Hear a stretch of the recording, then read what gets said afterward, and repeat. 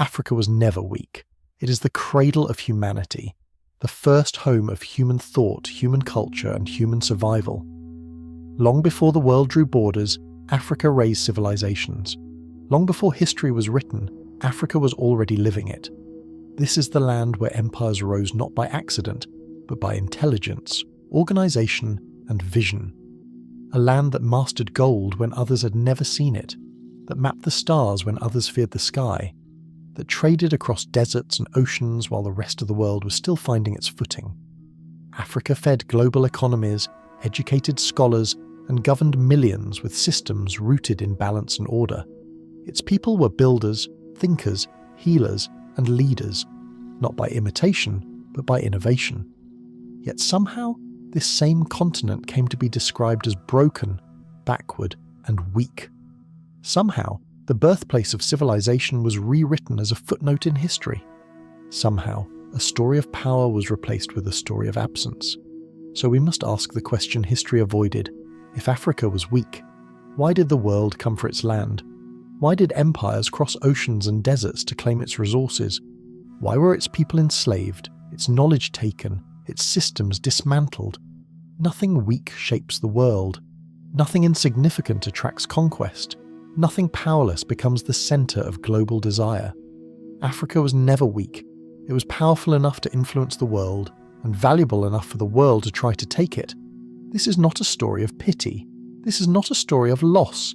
This is a story of truth, long buried, long distorted, and long overdue to be told. Power gave Africa influence, but knowledge gave Africa permanence. While the world often remembers Africa through what was taken from it, far less is said about what Africa preserved. Ideas, sciences, and wisdom passed carefully from generation to generation. At the heart of this intellectual world stood Timbuktu, not a myth, not a legend, but one of the greatest centers of learning the world has ever known. Under the Mali and Songhai empires, Timbuktu was not merely a city, it was a destination for the curious, the ambitious, and the enlightened. Scholars travelled from across Africa and beyond, not in search of gold, but in search of knowledge. At its peak, Timbuktu housed a university system that educated more than 25,000 students. Its libraries held hundreds of thousands of handwritten manuscripts, carefully copied, protected, and studied. These manuscripts explored astronomy, mathematics, medicine, law, philosophy, and history. They debated ethics, they mapped the skies, they examined the human body. One of its most famous scholars, Ahmad Baba, authored works on law, governance, and science that were studied far beyond West Africa. He was not an exception. He was part of a tradition. Here is a truth rarely spoken aloud. Timbuktu's libraries held more books than much of medieval Europe combined. Let that settle. In a world where literacy was rare, Africa was writing. In a world where superstition ruled, Africa was calculating, and knowledge was not confined to one city. Across the continent, Africans studied the human body with precision. Ancient African physicians practiced surgical techniques, including cataract removal, long before modern medicine formalized them. They understood anatomy through observation, not guesswork. African healers developed complex herbal medicines, drawing from plants like shea, neem, and countless others whose properties are still used today. Medicine was not mystical, it was systematic. Long before modern vaccines, African societies practiced variolation, a method used to protect against smallpox by exposing patients to weakened forms of the disease. This knowledge later appeared in other parts of the world under different names, and then there were the builders. In southern Africa, the city of Great Zimbabwe rose, its massive stone walls constructed without mortar, engineered to stand for centuries.